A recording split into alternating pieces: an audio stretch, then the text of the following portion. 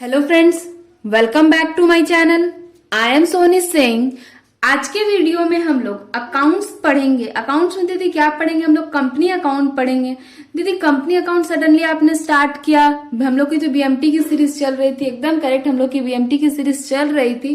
But बहुत से बच्चे मुझे इंस्टाग्राम पे पर्सनली डीएम कर रहे थे कि दीदी अकाउंट्स की भी वीडियो अपलोड करो, कंपनी अकाउंट की वीडियो अपलोड करो, हमें पढ़ना है। तो देखिए सारे सब्जेक्ट को लेके चलना है, मुझे सारे अपने छोटे प्यारे भाई बहनों की बात को भी मानना है। तो सारे सब्जेक्ट एक वीक में एटलीस्ट 2 से 3 सब्जेक्ट को हम लोग टच करेंगे। मेन अभी फोकस रहेगा इकोनॉमिक्स पे, बीएमटी और अकाउंट्स पे। जब इकोनॉमिक्स की 3 चैप्टर कंप्लीट हो जाएगी, बीएमटी के 2 चैप्टर कंप्लीट हो जाए, तब हम लोग बीएसटी पे शिफ्ट करेंगे। एटलीस्ट एक सब्जेक्ट का हम लोगों को 80% सिलेबस कंप्लीट कर लेना है। तो आज की वीडियो में हम लोग कंपनी स्टार्ट करते हैं। ऐसा नहीं है कि बीएमटी की सीरीज स्टॉप हो जाएगी, ऑल्टरनेट डेज में चलेगी। अभी एक दिन बीएमटी, एक दिन अकाउंट्स, फिर इकोनॉमिक्स, इसी तरह से आप लोगों की सीरीज चलती रहेगी। साथ में भी टेस्ट भी होते रहेंगे। आज हम लोग कंपनी कर रहे हैं, तो आज शाम को 8 बजे, रात बोलेंगे शाम तो बोलेंगे नहीं, आज रात 8 बजे आप लोगों की कंपनी अकाउंट का टेस्ट होगा एमसीक्यू पैटर्न में। तो आपको लोग जरूर देना। टेलीग्राम चैनल पे होगा, टेलीग्राम चैनल ज्वाइन कर लो।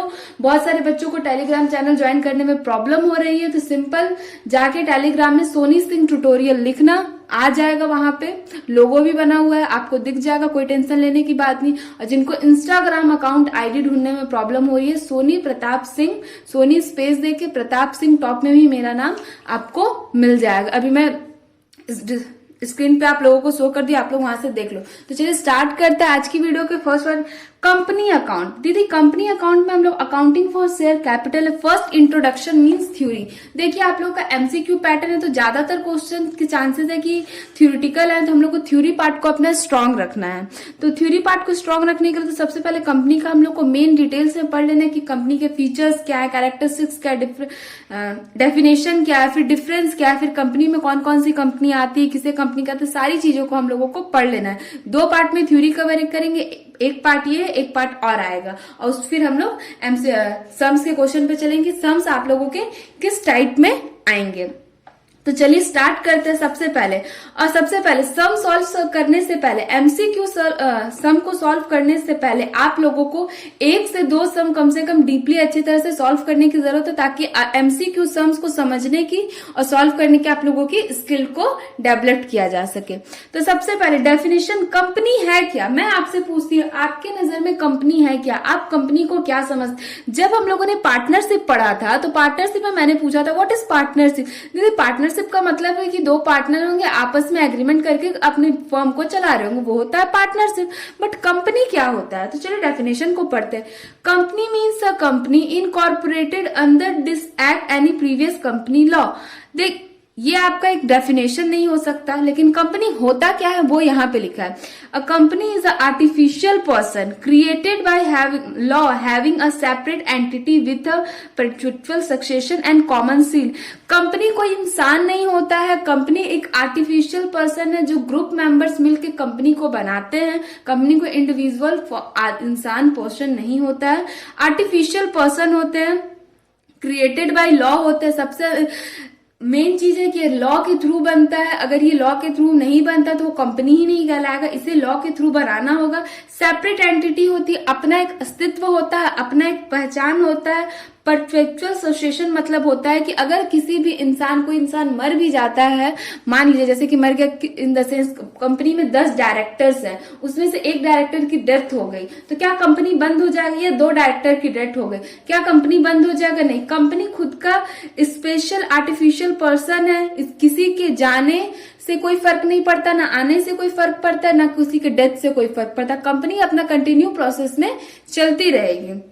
इसका एक कॉमन सील होता है, जैसे कि हम लोग जमशेदपुर के हैं, तो हम लोग के लिए टाटा मोटर्स कंपनी है, टाटा मोटर्स के कॉमन सील है क्या? टाटा लिखा होता है हर प्रोडक्ट पे, कॉमन सील होता है क्या? और क्या है इसका? आर्टिफिशियल पर्सन है, ठीक है। फिर क्या होना चाहिए? कंपनी मानेंगे कैसे? वो कंपनीज एक्ट 2013 में रजिस्टर होनी चाहिए, या एनी प्रीवियस लॉ। ऐसा तो नहीं है कंपनी 2013 से ही आ रही, उससे पहले भी कंपनीज बनती थी, उससे पहले भी कंपनीज डेवलप्ड है, मार्केट में थी हम लोगों की, हम लोग गुड्स भी परचेस करते थे, एम्प्लॉय वर्क भी करते थे। तो क्या 2013 के ही रूल? नहीं। कोई भी कंपनी है, मान लीजिए रिलायंस ट्रेंड है, धीरू भाई अंबानी थे, ये सब की कंपनी पहले से, तो क्या ये सब कंपनीज नहीं मानी जाएगी? प्रीवियस लॉ का 2013 कंपनी एक्ट आने से पहले जो भी प्रीवियस लॉ कंपनी की थी उसमें वो रजिस्टर होने चाहिए, तो भी कंपनीज मानी जाएगी। तो ये हुआ कंपनी क्या है, आर्टिफिशियल पर्सन है। यदि आपसे पूछा जा सकता है ऑब्जेक्टिव कंपनी क्या है, आर्टिफिशियल पर्सन है, क्या ये सेपरेट लीगल एंटिटी रखती है? हाँ, देखिए एक ही डेफिनेशन में आपका 3 क्वेश्चन बनता है। पहला question, a company is an artificial person, आपसे ट्रू फॉल्स भी पूछ सकता है। हाँ दीदी आर्टिफिशियल पर्सन है, इसका सेपरेट लीगल एंटिटी होता है, परपेचुअल सक्सेशन होता है, कॉमन सील होता है, और आपको सबसे अच्छी बात है कैरेक्टरिस्टिक्स में, मतलब जो है डेफिनेशन का ही कैरेक्टरिस्टिक्स में पार्ट दिया हो। दीदी कैसे, मैं आपको बताऊंगी। सबसे पहले कंपनीज एक्ट आया कब? कंपनीज एक्ट 2013 में आया, जो हम लोग स्टडी करेंगे, ये भी आपसे पूछा जा सकता है। सेक्शन लर्न करने की जरूरत नहीं, आप लोग से सेक्शन नहीं पूछे जाएंगे, फिर भी दिमाग में एक बार रख लेते हो तो अच्छी बात है, नहीं रखते तो कोई प्रॉब्लम नहीं, मत ही रखिए, क्योंकि आप लोगों से सेक्शंस नहीं पूछे जाएंगे। तो कौन से सेक्शन में आता है? Section 2 subsection 20 and companies act 2013। तो कंपनी कैसे मानी जाएगी? वो कंपनीज एक्ट 2013 में रजिस्टर होनी चाहिए या एनी प्रीवियस कंपनी लॉ में रजिस्टर होनी चाहिए। कंपनी क्या होता है दीदी? कंपनी होता है artificial person created by separate legal entity होता है, इनका कॉमन सील होता है, परपेचुअल सक्सेशन होता है। ये हो गई। फिर कैरेक्टरिस्टिक्स क्या है दीदी? कंपनीज के कैरेक्टरिस्टिक्स देखिए, मैंने ये नोट्स आपको टेलीग्राम चैनल पे मिल जाएगी, तो टेंशन लेने की कोई बात नहीं है। अगर आप अभी वीडियो देख रहे हो तो कॉपी पेन लेके ही बैठो, साथ ही साथ लिखते चलो, अपने नोट्स को बनाते चलो। ऐसा नहीं कि अभी रफ करो फिर फेयर करो, एक ही बार करो जो फाइनल हो आप लोगों की, ज्यादा टाइम आप लोग के पास नहीं है। डिफरेंस करते हैं पार्टनरशिप एंड कंपनी में। डिफरेंस क्या डिफरेंस है? बेसिक डिफरेंस पे आते हैं कि mode of formation. Partnership act क्या होता है? इंडियन पार्टनरशिप एक्ट 1932 में आया था, कंपनीज एक्ट 2013 में आया था। रजिस्ट्रेशन जो है कंपलसरी नहीं है, ऑप्शनल है, आप चाहे तो करवा सकते हैं, नहीं चाहे तो नहीं करवा सकते हैं पार्टनरशिप। बट कंपनीज एक्ट में आपको रजिस्ट्रेशन आपके लिए कंपलसरी है, तभी आप कंपनी कहलाएंगे। फिर नंबर ऑफ मेंबर पे आते हैं, कितने नंबर ऑफ मेंबर होंगे? मिनिमम मेंबर 2, मैक्सिमम 50 होने चाहिए। पार्टनरशिप में मिनिमम कितने होने चाहिए? 2 होने चाहिए, मैक्सिमम कितने होने चाहिए? 50 होने चाहिए। कंपनीज में मिनिमम मेंबर 7 होने चाहिए, मतलब 7 एटलीस्ट होने ही चाहिए, और नो मैक्सिमम लिमिट नहीं दिया, मैक्सिमम कितने भी हो सकते इसकी कोई लिमिट नहीं है। फिर प्राइवेट कंपनी में 2 हो सकते हैं और मैक्सिमम लिमिट 200 दिया। प्राइवेट कंपनी, जैसे कंपनी 3 टाइप की होगी, आगे हम लोग पढ़ेंगे, लेकिन प्राइवेट कंपनी को आपको ध्यान में रखने की जरूरत है। आपसे एमसीक्यू में पूछेगा, स्टार मार्क कर लीजिए यहाँ से कि प्राइवेट कंपनी में कितने होते हैं? 2 हो सकता है मिनिमम, मैक्सिमम लिमिट 200 दी गई हुई। लायबिलिटी क्या है? पार्टनरशिप में अनलिमिटेड लायबिलिटी रहती है, कंपनीज में लिमिटेड लायबिलिटी रहती है। ऑडिट क्या है? ऑडिट मतलब आपको पता होगा या सुने ही होंगे, जो कॉमर्स फील्ड में है तो आपको पता है, सीए सीएमए सीएस जैसे फील्ड होते हैं, उसमें ऑडिटिंग का ही मेन रोल होता है, ऑडिट होता है कंपनी का। तो क्या होता है, पार्टनरशिप में ऑडिट जो है मैंडेटरी नहीं है, मतलब कंपलसरी नहीं है कि आपको करवाना ही करवाना है, आप पे डिपेंड करता है कि आप करवाना चाहते हैं कि नहीं। देखिए अब आपके दिमाग में क्वेश्चन आती थी करवाना चाहिए या नहीं, जैसे रजिस्ट्रेशन भी बोले। देखिए रजिस्ट्रेशन करवाना नहीं करवाना आप पे डिपेंड, करवाते हैं तो आपके गवर्नमेंट की तरफ से आपको जो एक्स्ट्रा बेनिफिट मिलेगी वो मिलेगी, प्लस आपके साथ कोई डिफॉल्ट करता है तो वो आपको फैसिलिटी मिलेगी कि आप उस पर केस कर सकते हैं। अगर आप रजिस्ट्रेशन नहीं कराते, मतलब आप कानून को ही नहीं मानो, तो अब आपकी गवर्नमेंट या लॉ है वो क्यों आपकी हेल्प करेगी? अगर आप इसको मानते हैं तभी आप रजिस्ट्रेशन कर, इसीलिए मैंडेटरी नहीं है। आपको जरूरत है तो आप करवाओ, नहीं जरूरत है तो मत करवाओ, आप पे डिपेंड करती है पार्टनरशिप में। लेकिन कंपनी में मैंडेटरी आपको ऑडिट को करवाना होगा। प्रॉफिट डिस्ट्रीब्यूशन का क्या है दीदी?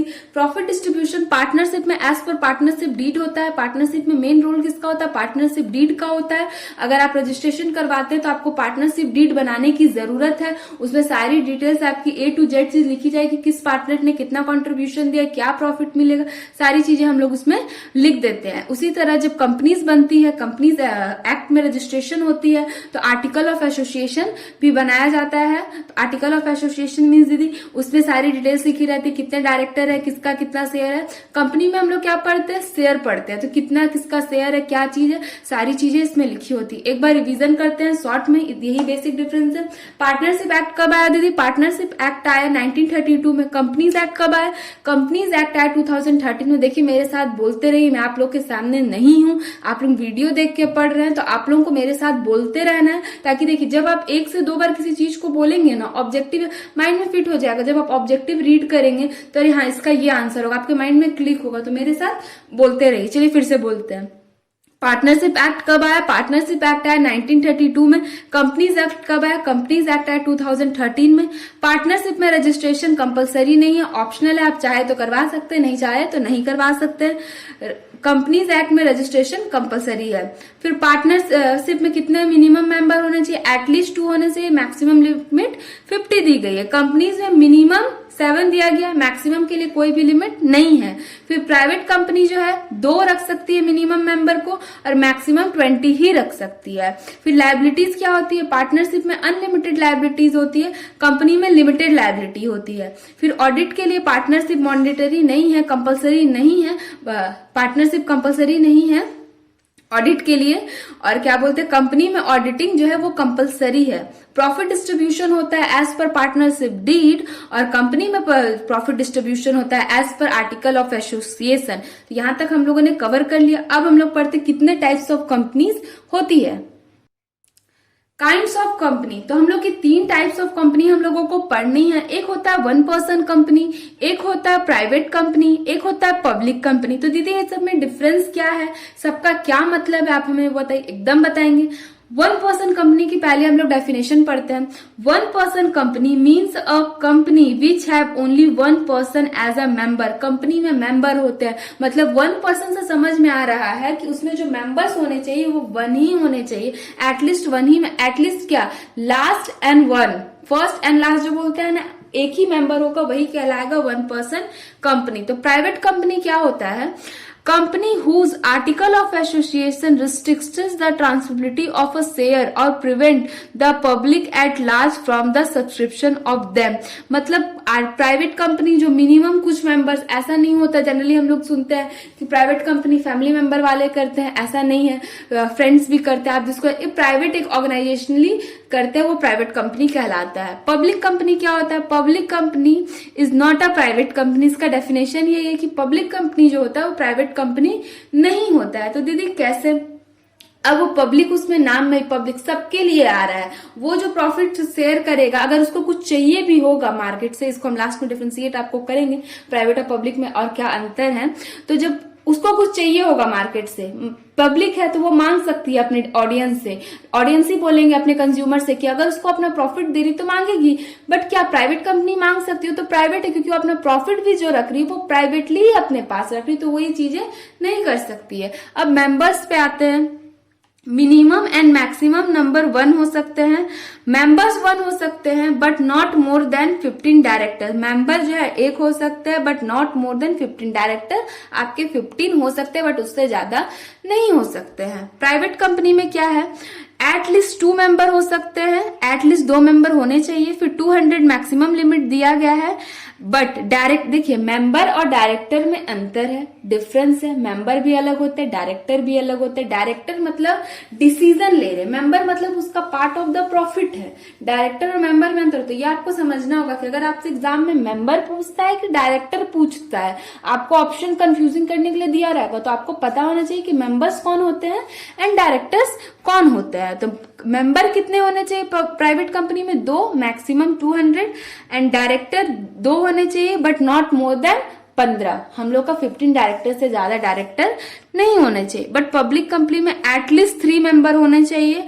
नो मैक्सिमम लिमिट नहीं दिया गया है। डायरेक्टर 3 होना चाहिए, बट इसमें भी डायरेक्ट, दोनों में देखिए डायरेक्टर का क्या है, प्राइवेट में 2 डायरेक्टर होना चाहिए मिनिमम, एंड पब्लिक में आपका 3, मैक्सिमम। दोनों में लिमिट सेम ही दिया गया है कि 15 डायरेक्टर ही हो सकते हैं।